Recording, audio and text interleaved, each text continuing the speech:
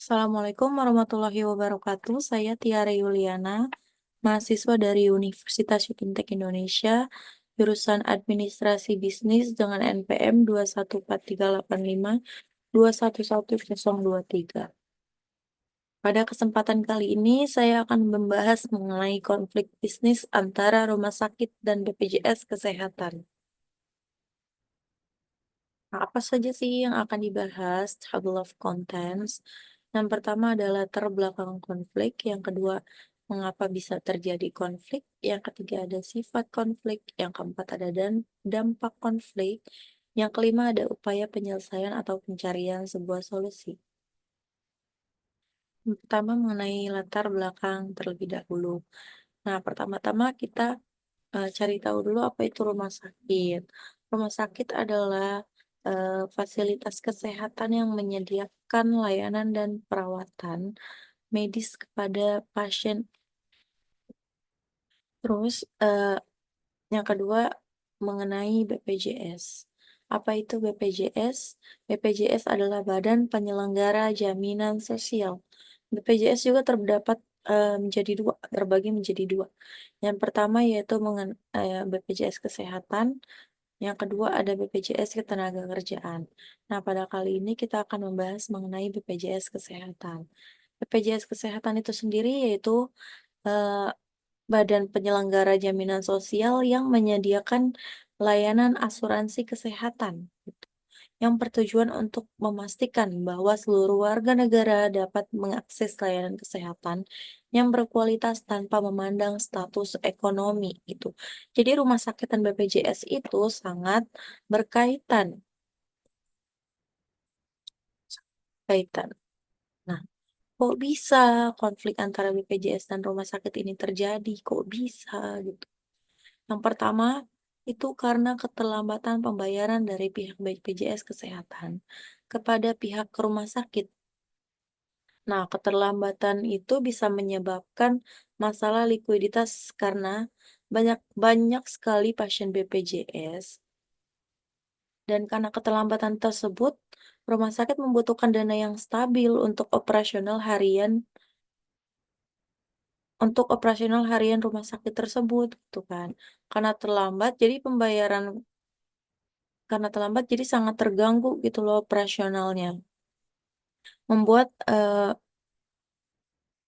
dan itu berdampak kepada kualitas pelayanan pasien gitu loh.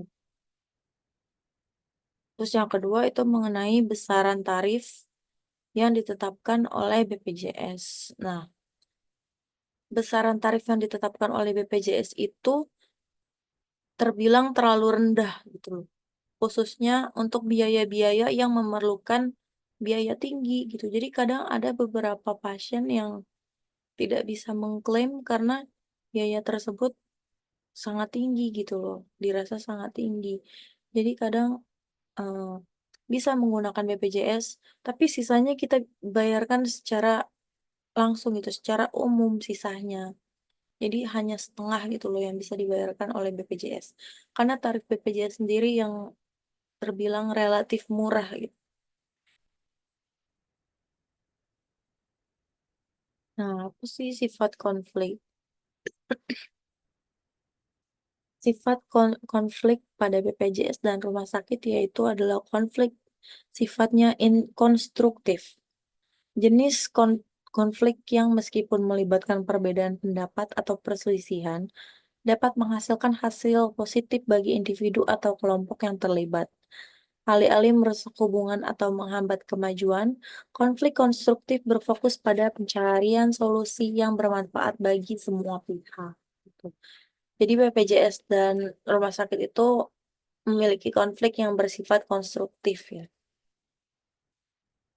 Sifat konstruktif ini mendorong BPJS dan rumah sakit untuk meningkatkan transparansi dalam proses administrasi dan pelayanan, serta eh, klaim eh, serta klaim pembayaran dan membangun kepercayaan antara kedua belah pihak. Lalu penyelesaian konflik seringkali memerlukan komunikasi yang terbuka dan efektif, yang dapat memperbaiki hubungan kerja atau bisnis antara kedua belah pihak. Jadi konfliknya itu bersifat konstruktif. Nah, ada dampak di sini. Apa sih dampaknya yang terjadi pada konflik BPJS dan rumah sakit karena keterlambatan pembayaran dan juga eh, biaya yang relatif murah gitu. Yaitu ada kesulitan likuiditas dan kerugian finansial. Ya, ya masalah likuiditas itu yaitu kemampuan suatu bisnis atau perusahaan dalam memenuhi kewajibannya.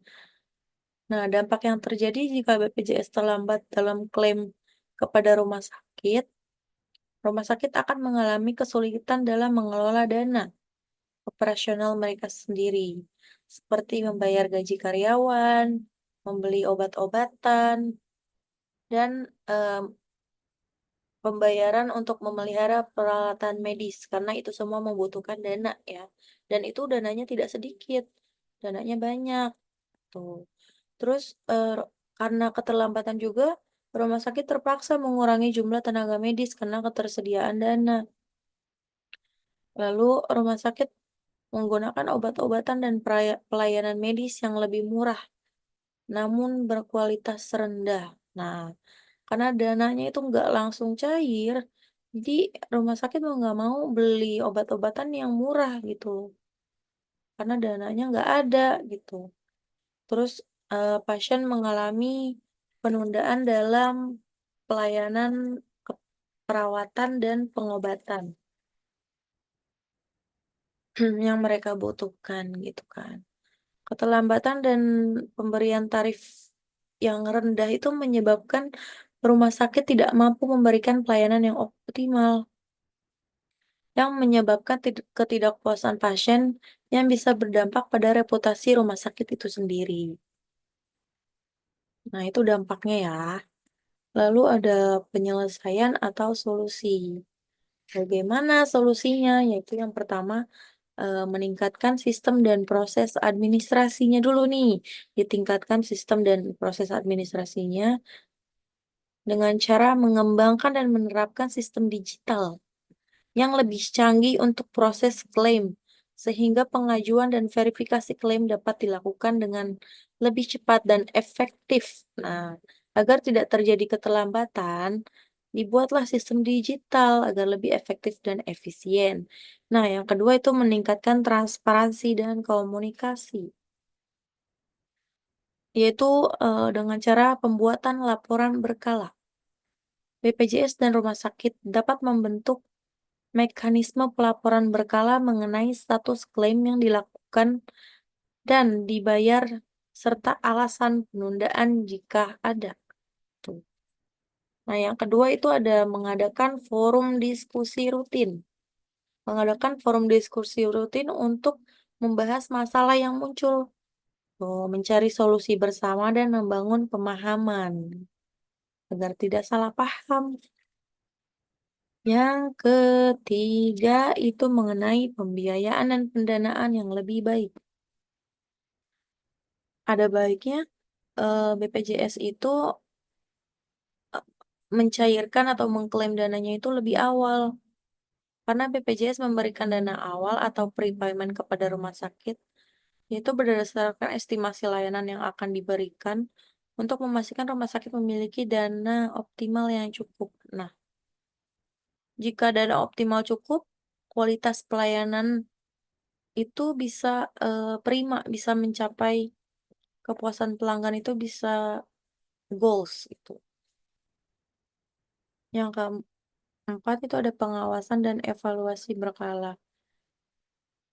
Melakukan audit atau evaluasi berkala terhadap proses klaim dan pembayaran untuk mengidentifikasi hambatan dan masalah. Mengadakan evaluasi ya. Dan terima kasih. Sekian dari saya presentasi mengenai konflik BPJS dan rumah sakit. Kurang lebihnya mohon maaf. Wassalamualaikum warahmatullahi wabarakatuh.